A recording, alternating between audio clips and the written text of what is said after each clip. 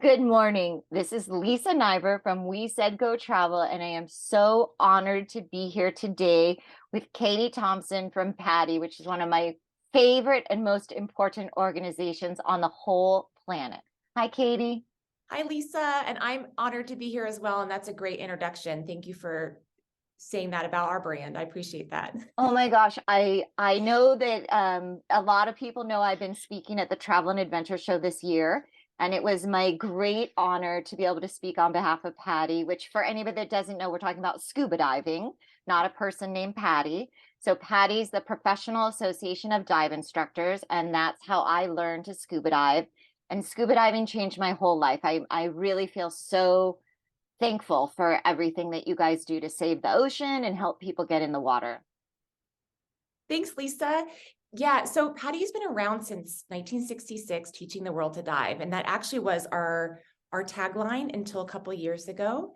And we changed it to Seek Adventure, Save the Ocean, to show that we really wanted to show people that we are enhancing and expanding our commitment to the ocean, to ocean conservation, to ocean preservation.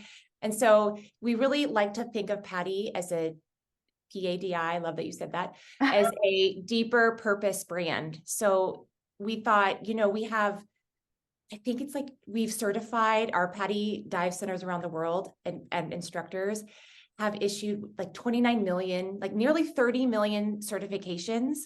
Why not mobilize those divers to take action for the ocean? So we're not only teaching them to dive, we're teaching them protect what ultimately they end up loving at the end of the day. So that's, in a nutshell, when you talk about our purpose and what we're trying to do to save the ocean, that's where it all kind of stems from. It is amazing. I mean, I love being underwater. I love being with the fish. I love being with the creatures. I love being with my buddy. But it is really important that we take care of our planet. And that's why we especially wanted to talk about your big project for Earth Day. Yes, Earth Day is coming up in just a couple weeks, or actually next week. And we are, well, let me back up just for a second. So PADI's mission, so I talked about our tagline, but our mission is to create a billion, with a B as in boy, a billion torchbearers to explore and protect the ocean. So what that means, so what we're doing, we're reigniting this ocean torchbearer campaign. So we call all these people ocean torchbearers because if you look at our logo, there's a diver carrying a torch, and that's what they used to carry underwater when they were diving so they could see. So if you look at, just to plug Jacques Cousteau's Silent World, that's where you can actually see them diving with a torch underwater. Don't ask me how they work. I have no idea, but it's pretty amazing. But when you look at the logo, it's really awesome. And it seems so serendipitous that we ended up where we are after all these decades, that a diver is carrying a torch. And now we have this campaign for one person, and they don't have to be a diver, just someone that's an ocean advocate, an ocean lover, someone that wants to protect what's below the surface of the water. And even because the ocean is tied to everything, it's really someone that just wants to protect our blue planet. So on Earth Day, we're reigniting our Ocean Torchbearer campaign with a Save the Ocean pledge. Oh my goodness. There's so much so much. This is so exciting. Okay, so everyone can watch the Jacques Cousteau movie. Is that where you can see the torchbearers? I don't know where you can find it. It's obviously decades old, but you can see them actually using the torch underwater. And I think that was, that's kind of inspiration for, when you see the diver in the logo, the PADI logo, carrying that torch, that was a real instrument, a real tool that they used at diving. And I just think it's a really beautiful symbol. And the logo, it's the divers in red and surrounded by the ocean. The world is the ocean. So it's really symbolic of what we do, our blue planet.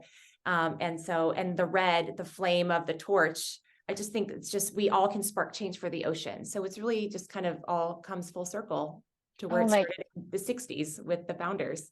That is so beautiful, because you're right. Everybody can make a difference and everyone can spark change. And I like that the image of I could spark change just like my candle could light the next candle. Mm-hmm. That's really beautiful. And I think that through the billion torchbearers, there's a lot that's already happened, right? Isn't there almost 60,000 actions have already happened? we have, it's almost hard to count. We definitely measured a lot of the actions, and some of those actions, how we've done that is people that have taken conservation courses, divers that have taken conservation courses, people that have done reported data. So we have with our PADI Wear Foundation, we create a curriculum and underwater citizen science curriculum. And we created the largest database for marine debris on the planet.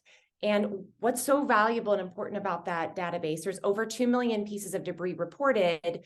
And it's not so much, we talk about, the millions of tons, there's so much tons of plastic being in the ocean, but what's so critical about this database and being a diver that collects debris and reports it is that data is used to influence policy. And so what it does, it tells us what kind of debris it is, even where it's coming from, the concentration of that debris.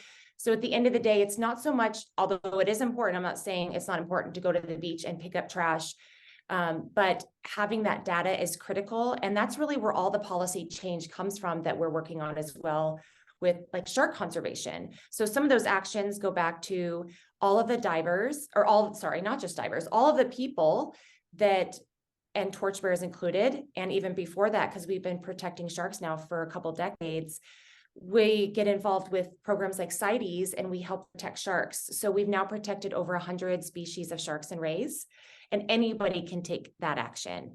So this pledge that we're launching for Earth Day, not only is it you making a promise or a commitment to be part of this bigger community, but really it's your gateway into conservation with PADI.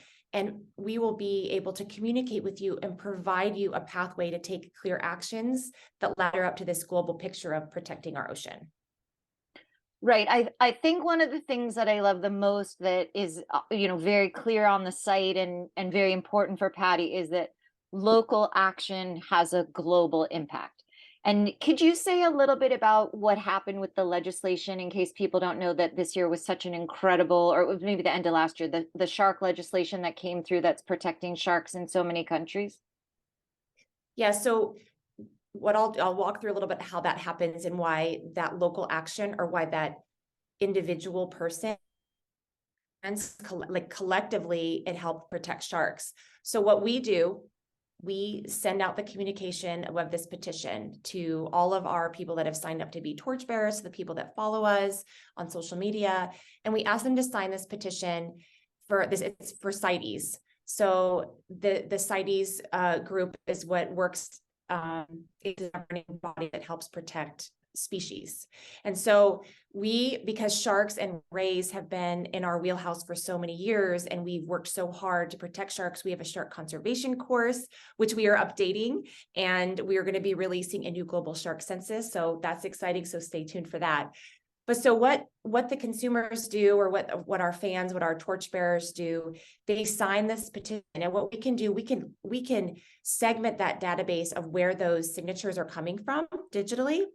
And then we have people on the ground at CITES, at the Convention for Biological Diversity. We have people taking the petition to the different government officials, the governing body, saying, here, for example, we'll just use the United States because we're in the United States. They go to the representative there and say, PADI's collected this many, say 30,000 signatures. These are people that care about sharks and want to protect them. And to that person, that could potentially vote for their next election. So when we talk about the individual local action leading to bigger impact or global impact, it's that all collectively, when it's taken and provided to the elected official or the minister of tourism, the minister of trade, whoever that person that is at that convention that we're trying to change policy, those votes, technically, those signatures are very influential. And we were able to make a significant difference this year and end up, I think it was protected over 50, it was like 54 sharks and ray species. So now we're up over 100. PADI has helped protect over 100 shark and ray species, which is really exciting. Because as we know, sharks are the apex predators of the ocean. And if they're in balance, it helps keep the rest of the ocean in balance. It's so much the PADI reach is so, I don't know how you keep track of all the different conservation projects, because there's so much going on about, helping the coral, helping the turtles, helping the sharks. But tell people about the Save the Ocean pledge. Like, how do they sign up? What does it do? What happens? Absolutely. So just to kind of build on what you just said about, there's so much happening and it's hard to organize. What we did is a couple of years ago, we launched the PADI Blueprint for Ocean Action, and it focuses on 5 different areas. So there's marine debris, like we've talked about already. There's vulnerable species, which includes sharks and rays, but we'll expand to other species, of course. There's marine protected areas, so advancing the number of the amount of ocean that's protected. There's coral reef restoration and recovery. And then the 5th one would be restoring blue carbon habitat. So blue carbon would be things like seagrass, mangroves, and kelp. So we narrowed it down to 5 critical or key threats to the ocean. And what's important there too is that divers especially can take actions underwater. So we're creating programs and curriculum where divers can learn specific skills. They can take a course, and then they can, on a app like the Marine Debris app, the Dive Against Debris app, they can upload all that data, and that data is then used to change policy. So we're in progress. We already have Dive Against Debris. We have a shark conservation course, but that's the one that we're updating.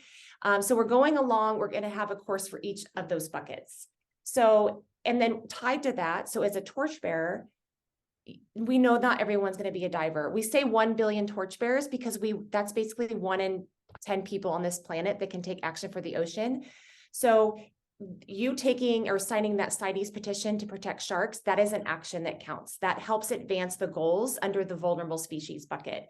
So, and all that, of course, is tied to the global agenda to protect 30% of the ocean by 2030.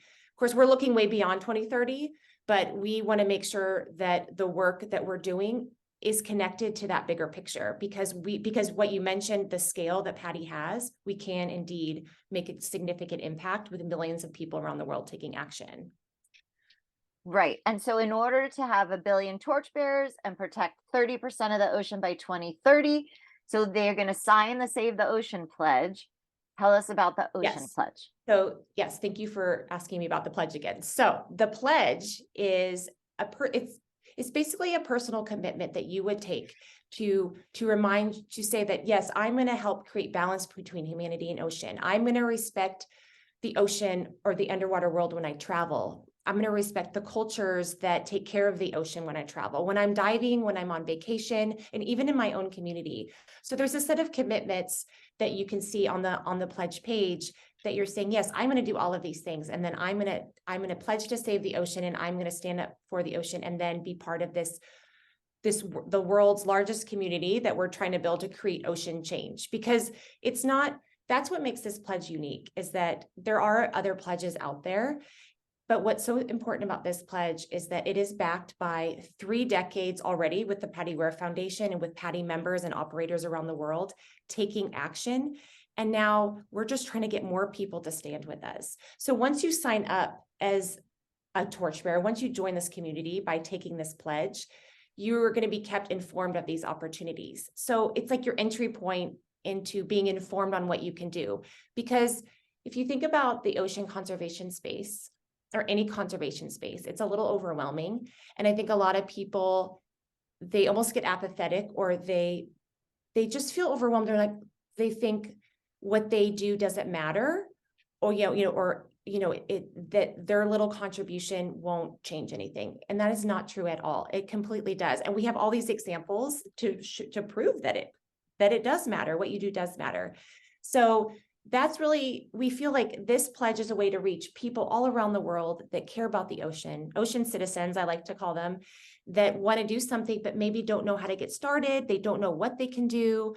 So we're trying to make a bridge between the ocean change and people around the world, so they have a clear pathway to action. I think it's so important. And I love that, PADI has certified almost 30 million people. So when you think about, most of those people, their children their parents, their sisters, their siblings, their cousins that, you know, they work somewhere. So that it's a really huge community. And so this is a great way. I completely agree with you. People feel overwhelmed and worried. Can they make a difference? And one of the things I've noticed, I've been a diver since 1990. And I completely agree with you. I know one of the big projects you've done is to help more women be in diving. And I know when I first started diving, I go in the dive shop and they always thought I was someone's girlfriend. And I was like, no, no, I'm the good diver. Like I'd be with someone who was brand new and they would help that person, like that person could, you know, fix my tank. I'm like, I'm the dive master.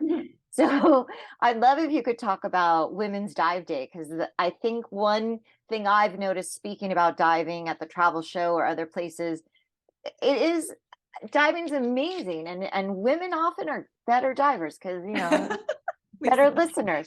But tell us I, about Women's Dive Day, because I know that you helped create that. yes. Yes, I love to talk about Women's Dive Day. We started it, me and my team here at PADI. I can't believe it, but it's been, I think, 9 years ago. So next year, we're going to celebrate our 10-year anniversary of Women's Dive Day. And it's just been an incredible journey. And to my favorite thing that I always like, I say this, I've said this many times, but on the day of Women's Dive Day on social media, to see all these women posting and saying, diving changed my life. I took my first breath underwater.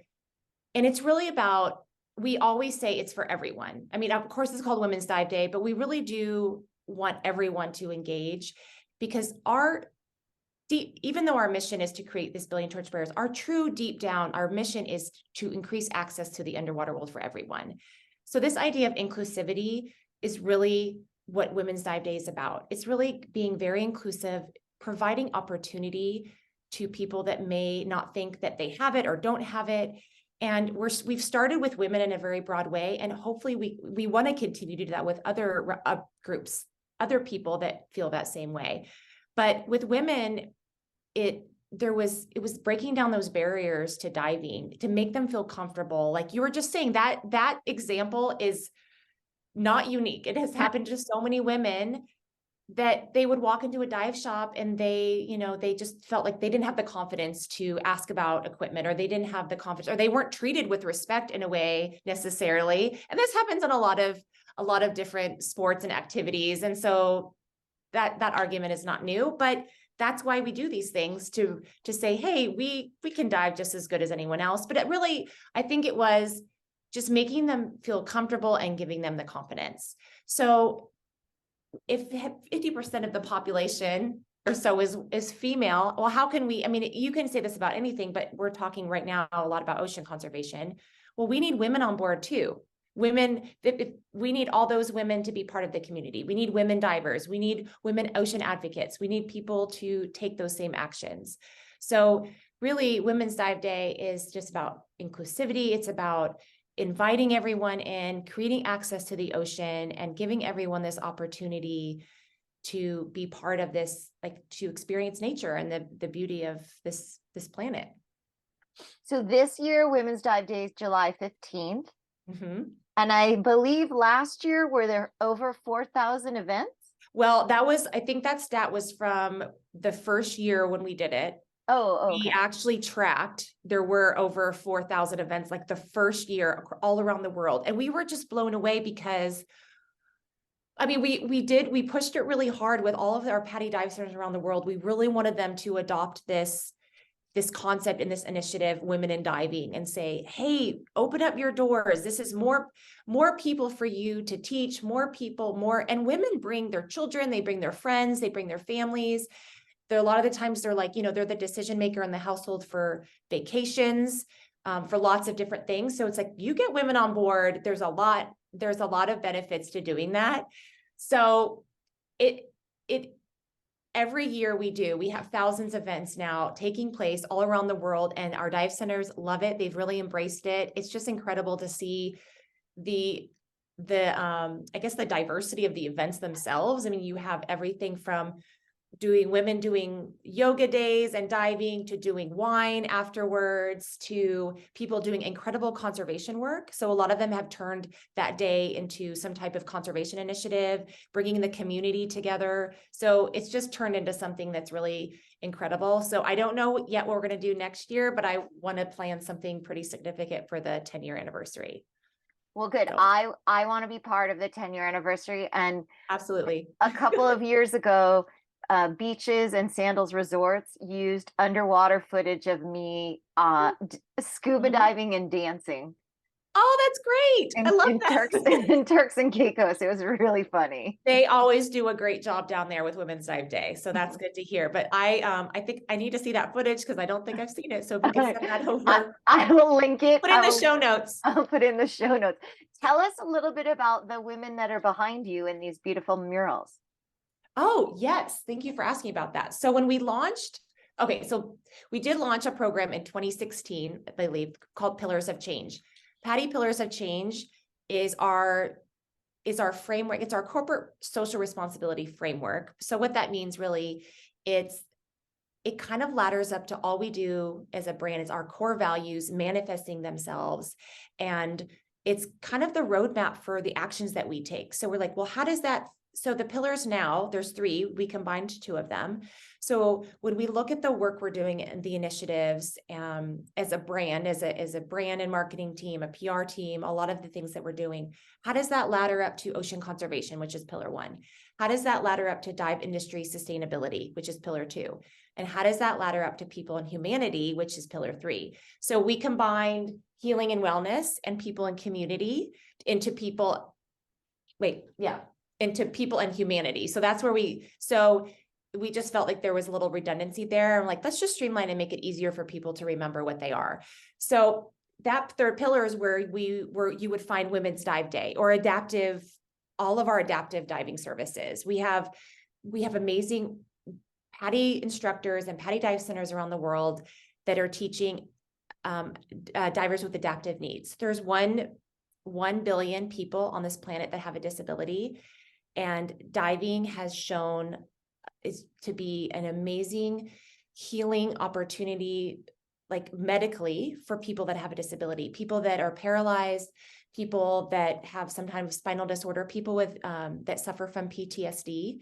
So there's a lot of veteran programs that are scuba diving based. So all of that falls under people and humanity. And the other part of people and humanity too is just the healing and wellness aspect of being in the water for anybody. You don't have to be necessarily suffering from anything, but that immersion therapy is just such a powerful drug. I mean, it's the same with surfing. I mean, you talk to a surfer, like when we're out there on the water, it's the same feeling that you get. It's like being in the water is just so healing, and diving just has that ability to offer that for people in this crazy world that we live in. And you can go under there and it's quiet and all you're doing is just blowing bubbles with the fishes, as we say. But that's our pillars, and they just provide our guidance, and they kind of help us just figure out, like, what are we going to do? What's meaningful, impactful, what's going to strengthen our core values then in who we are, and really show the deeper purpose that PADI has. So that's what they are. They're beautiful to look at, and the meaning is so beautiful as well. And I agree with you. It's really magical to be underwater. And as we talked about before, your favorite are the turtles. Yeah. And sometimes we see sharks and we communicate underwater. We say we're okay. And I do think you have I know I have such a special connection with my buddies, and just being with the creatures, and you really sense how we all are connected. Yes. The water definitely does that for people. And yeah, diving is, I know a lot of people, just because I've been now I worked for PADI for 10 years. And I've been really lucky to work with a lot of people, especially on that pillar 3 area, people that have a disability, and taking them underwater and seeing firsthand what happens to someone when they feel for the first time like a whole person again, being underwater. And it's just such an incredible transformative experience. But going back to even Women's Dive Day, we've had women like in the Middle East that previously didn't have the ability, like legally, to dive. And now we've had the first PADI instructor, the first female instructor in some of these Middle Eastern countries is a female. I mean, is PADI. So we get to see like, oh, we've helped open doors for people and help them maybe overcome the fear. There's a lot of barrier, like there's a lot of people that are scared to try. And, it's just inspiring to see other people that have overcome certain fears to get under the water and find that connection. And if you can't scuba dive, there's other things you can do. You can go free diving, you can go snorkeling, you can, just experience the ocean in different ways. And now mermaiding is becoming a really big and popular activity around the world. So there's other ways. So even if you feel like, oh, scuba diving is not for me, and PADI offers actually courses and all of those other things. So you can do, we have mermaid course, people that teach mermaiding around the world. We have free diving, which I personally think is an amazing activity. So there are other things and other avenues to experience the underwater world if you really are hesitant to become a diver. I think that's a really good point, because I know that during this time of the COVID coaster and everyone managing issues with health and illness and wellness, that a lot of people that were maybe a bit more adventurous have gotten a little less. And for myself personally, I actually was pretty hard to teach to scuba dive. I had a near drowning as a child. And so I've spoken to a lot of people that are afraid. Yeah. And I know it can be scary. And the thing I always tell people is we never go diving without our buddies. So you're never alone. Mm-hmm. That's true. That's a really good point, because I think people do feel like they're going to be under the surface. It's going to feel, I mean, most people say claustrophobic, which is funny because you're surrounded by space, but it feels heavy. And I think it feels like you're going to be closed in and you're breathing out of this device that you're not used to breathing out of. But if you can, I found that some people, when they do overcome that initial fear, they're like, oh, it's not so bad. It's not so bad. But yeah, you're not alone. When you're learning, you're never alone. Absolutely. You have someone there with you every step of the way, your instructor, and most oftentimes a dive master with him or another instructor helping you. So there's lots of opportunity for just encouragement and there's no pressure, and you don't have to be done in a certain time frame. There's no requirement that you have to do this in 1 day or 7 days. You can take time and get comfortable, and your instructor, the PADI instructor, because it's all performance based, it's all on you. So it's making sure you're comfortable and confident underwater before moving you forward to do something that you're not comfortable with. That's something that our instructors are taught and how to teach. And that's why they're so great. And that's why it's such a wonderful experience most of the time for most people. It is such a great experience. And there's so much now with technology. You can do the e-learning class. You have the PADI Reactivate for people that have been out of the water. It's a great pathway back. If some people were divers and then maybe they moved or they weren't near the water, or they didn't have time, but they want to come back. So that's like a whole, I know, big piece for people. I had been out of the water quite a while at the beginning of when COVID, 2020, 21. And I took a Reactivate class. So I think it's really important that in PADI, I love PADI, the instruction is excellent, and a huge focus obviously on safety. And it's just, I think it's amazing. Yes, it is amazing. And you're right. There are so many ways to learn now. Since the pandemic, what you call the COVID coaster, I love that. A lot of people did choose to do e-learning. And that was, it was just easier for people because people had more time to do something. You could either become a diver or bake bread. I think it's pretty cool that a lot of people became divers, and it definitely makes it easy. So then you can do the academic portion at home, and then you can really dive into the material and take the time to understand it. And then your instructor is there to help support that. And there's knowledge review questions to make sure that you understand the material. And I mean, I like to say this too, because all of that can sound very intimidating and very technical, but there's 10-year-old kids, 11-year-old kids that are diving, that are scuba divers. So it's like, if a little kid can do it, not only that, I've seen 80-year-old women and men go out and go scuba diving too. So 30 million people can't be wrong. So that's inspiring too, to think about, like, you are not alone in those numbers either. So if it's something that you want to do, you should just go try it. Grab a friend, grab somebody that you know that might be interested or is already a diver, and just have them help you along and go do it.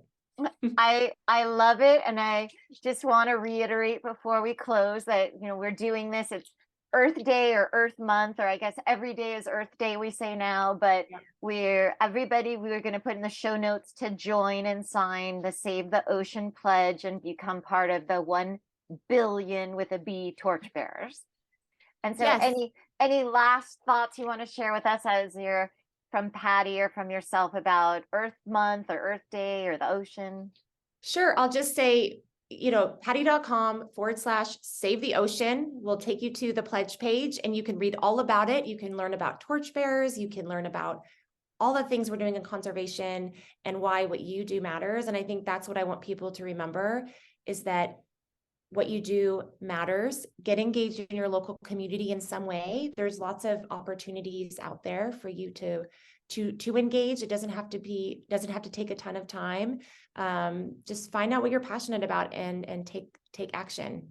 So thank you and I just want to say thank you for letting me speak about all of this today. And I hope people really enjoyed it and they want to come stand with us to help save the ocean. Thank you so much. I just think it's so important right now. What you do matters. Everybody, it's important. We need to save the ocean. And I hope people come diving with us. I just love scuba diving. Turtle. Turtle. Thank you so much. Thanks, Lisa.